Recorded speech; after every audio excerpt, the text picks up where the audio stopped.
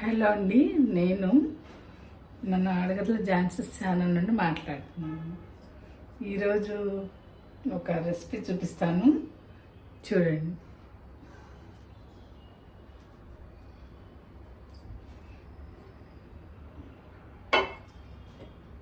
Stove on చేసిందండి, pan వేడెక్కింది, oil వేస్తున్నాను.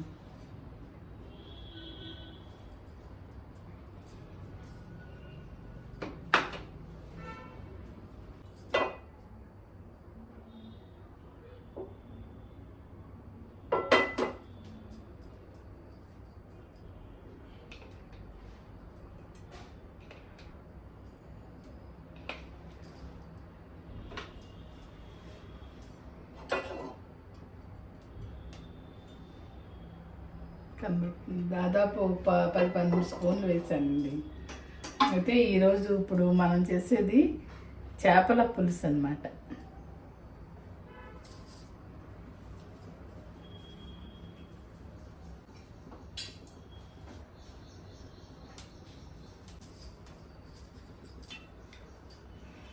అయితే అవి ఒక కేజీ మీద ఒక 100 గ్రాములు అలా ఉంటాయండి. అంటే కేజీ 400 తెస్తే 4 ముక్కలు తీసాను నేను, ఫ్రై చేసుకోవచ్చు 1-2 రోజుల తర్వాత అని. దానికి ఉల్లిపాయలు 3 మీడియం సైజ్ ఉల్లిపాయలు, 4 పచ్చిమిరపకాయలు కట్ చేశానండి. ఇప్పుడు వీటిని వేసేద్దామా. అయితే వేసే ముందు పులుసు కదా, పులుసు వండినప్పుడు కొంచెం మెంతులు వేస్తానండి నేను. మెంతులు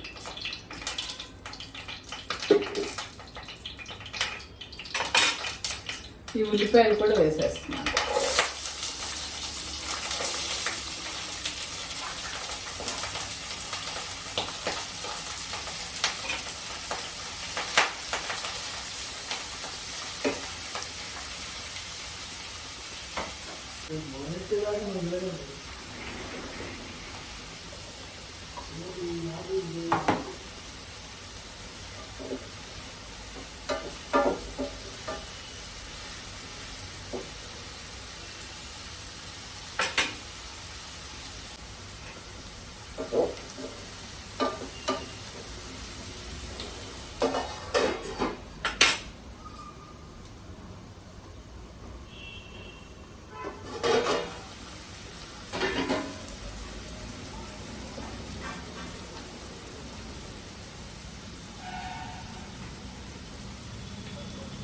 అయితే దీంట్లో ఉల్లిపాయ మగ్గడానికి ఒక 1/2 స్పూను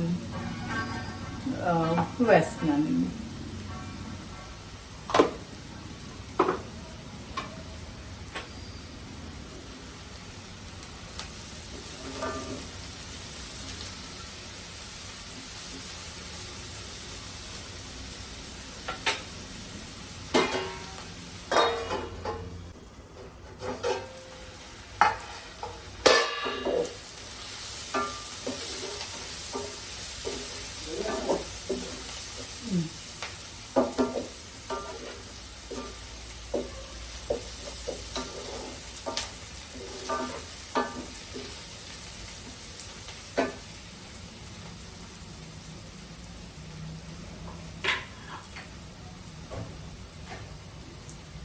ఉల్లిపాయ వేగిందండి. దీనికి ఒక 1/2 స్పూను అల్లం వెల్లుల్లి పేస్ట్ వేస్తున్నాం.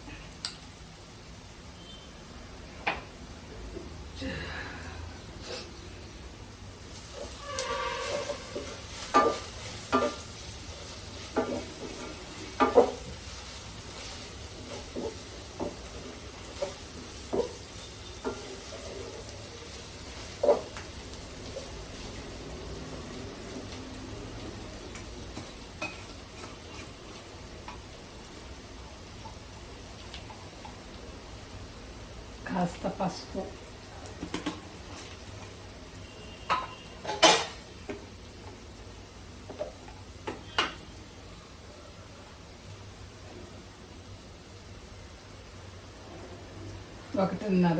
ఒకటి పావు స్పూను కారం వేసానండి.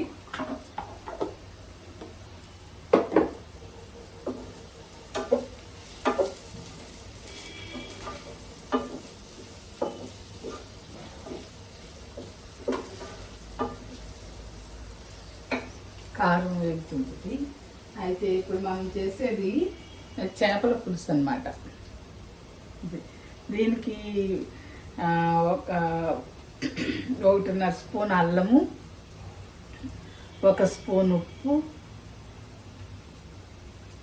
1.5 స్పూన్ అల్లం వెల్లుల్లి పేస్ట్ అండి, 1 స్పూన్ ఉప్పు వేసాను, 1.5 స్పూను కారం, 1.5 స్పూన్ కారం కలిపి మ్యారినేట్ చేసి ఉంచాను. ఒక పావు గంట అయింది. ఇప్పుడు ఇది దీంట్లో వేసి వండుదాం అన్నమాట. అందుకే వాటి తగ్గించి వేసా అక్కడ మళ్ళీ కారం ఉప్పు ఆ ఉల్లిపాయలు సరిపడా వేసా అన్నమాట.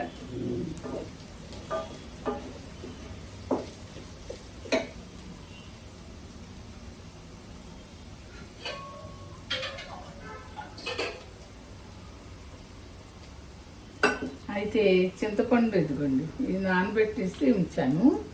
ఇప్పుడు ఇది గుజ్జు తీస్తాను అన్నమాట. చింతపండు నీళ్ళు వేయాలి కదా, పులుసు కదా. ఈ చేపట్టండి శిలావతి అవుతుంది దాని పేరు.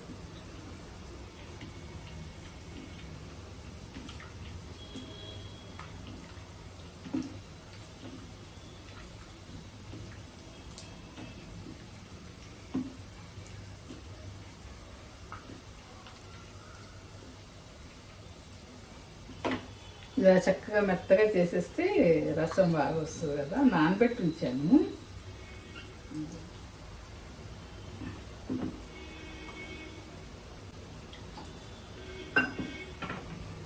ఫస్ట్ ఇవి వేసేసుకుందాం, చేప ముక్కలను వేసేసుకుందాం.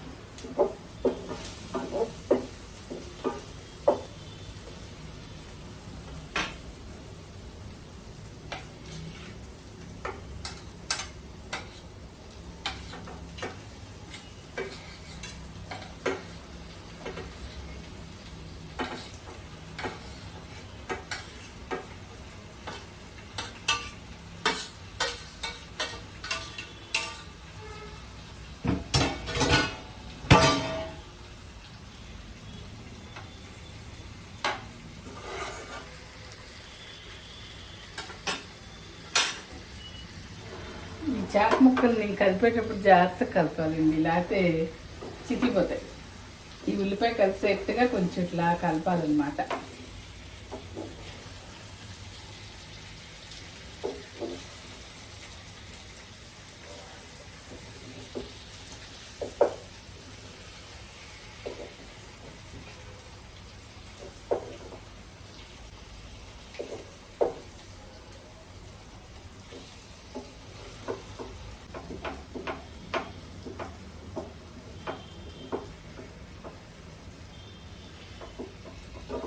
ఇలా కొంచెం సర్దినట్టుగా చేసి ఈ చింతపండు రసం పోసేద్దాం.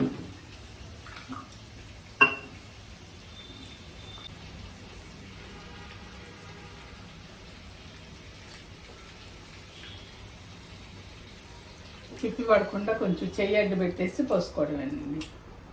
చింతపండు పిప్పి పడకుండా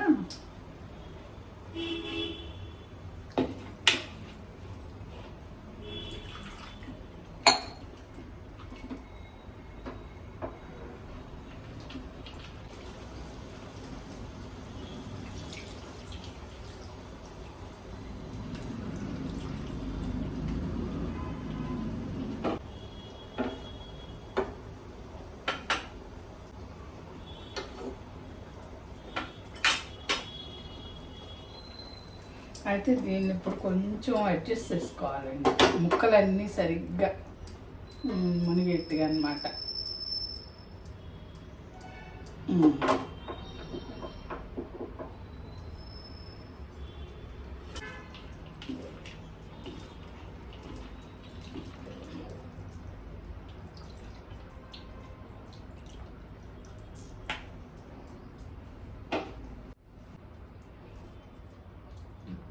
కడిగి సన్నగా కట్ చేసుకున్న కొత్తిమీర కూడా వేస్తున్నానండి. ఇంకొంచెం ఏమో తర్వాత వేద్దాం ఉడికిన తర్వాత. ఇది ఇప్పుడు ఇది మూత పెట్టేసి మరీ మీడియం ఫ్లేమ్లో 20-25 నిమిషాలు ఉడికించాలండి. మనకు ఆ పులుసు అంతా దగ్గరికి చిక్కబడే వరకు ఉంచాలన్నమాట. ఈలోగా చేప కూడా ఉడికిపోతుంది. ఒకసారి ఉప్పు చూసుకుని మళ్ళీ మనకు వస్తే కొత్తిమీర జల్లి తీసేయడం అన్నమాట. ఇది శీలావతి చేప అంటండి. ఎక్కువగా బొచ్చి తెస్తుంటారు, వాళ్ళు ఈ చేపలు దొరికినట్టున్నాయి. పులుసుకి బాగుంటాయి. అయితే చేపలన్నీ పులుసు పెట్టుకోవడానికి అవ్వదండి. కొన్ని చేపలు ఇగురు చేపలే ఉంటాయి. ఒకసారి మనకి వీడియో కూడా చేసి చూపించాను. చిన్న నెత్తళ్ళు తెచ్చారు, చిన్న చిన్న చేపలు. అవైతే ఇగురు, చందువాలు అలాంటివన్నీ ఇగురు పెట్టుకోవాలి. ఈ పులుసు అన్నమాట.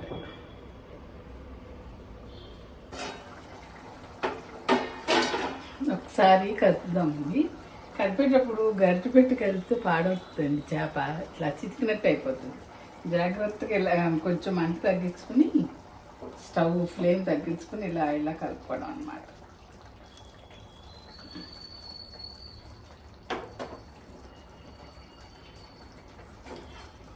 కొంచెం ఉడకనిద్దాము. కొత్తిమీర కూడా వేసేస్తున్నానండి. ఇంకా కొంచెం ఉంచాను కదా, అది కూడా.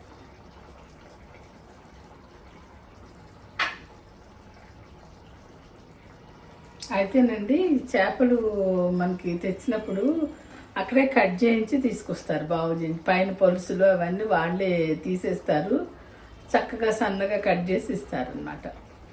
ఇంకా మనం ఇంటికి తెచ్చుకున్న తర్వాత కాస్త ఉప్పు వేసి ఆ ముక్కలను బాగా కడిగి శుభ్రం చేసుకుంటాం మళ్ళీ.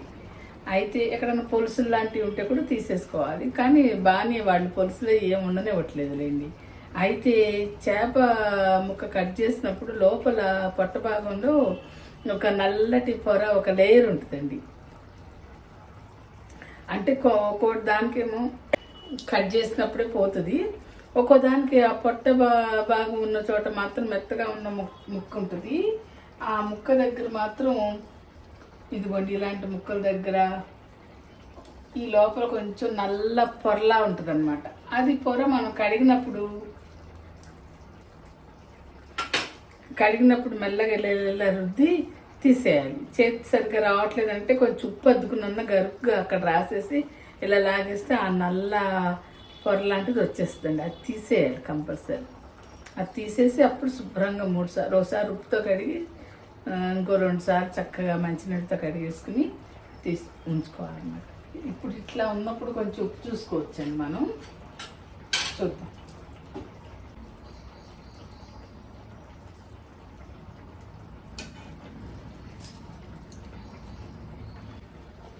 కొంచెం తగ్గిందండి ఉప్పు, కొంచెం వేస్తున్నాను.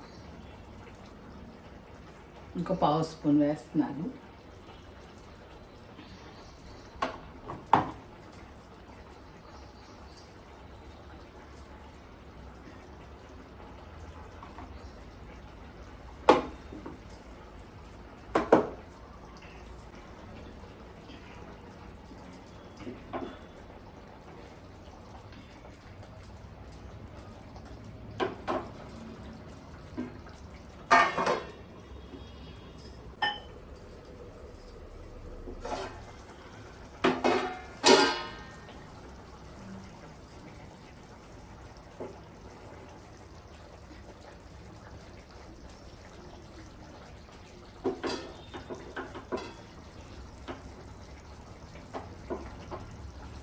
కొంచెం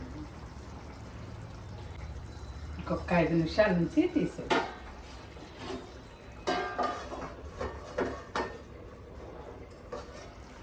అలా మనం ఆ గిన్నెని బట్టి గిరగిరేకపోవడం వలన చేప ఒక చోట ఏదైనా కొంచెం అంటుకునేది ఉంటే కూడా అంటుకోకుండా కదిలిపోతుంది అన్నమాట.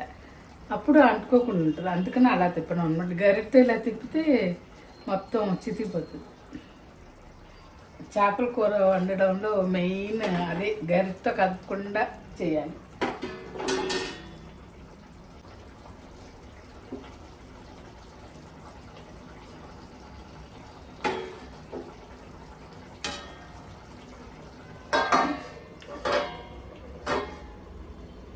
కాస్త ఏజ్ పెరిగిన కొద్దీ మటన్, రొయ్యలు వాటికంటే ఇట్లాంటి చేప, చికెన్ తింటేనే మంచిది అంటున్నారు కదండి. సండే అయితేనే బాగా దొరుకుతాయి చేపలు. మామూలు రోజుల్లో పెద్దగా వెరైటీ దొరకదు. సండే అయితే వెరైటీ ఉంటుంది. మనం వండుకోవాలంటే సండేని తెచ్చుకుంటే బాగుంటాయండి చేపలు. మిగిలిన చికెన్ మటన్ అంటే వారంలో ఎప్పుడైనా బాగానే దొరుకుతాయి, కానీ చేపలు మాత్రం సండే తెచ్చుకోవాలండి. ఫ్రెష్ ఉంటాయి, వెరైటీ ఉంటుంది.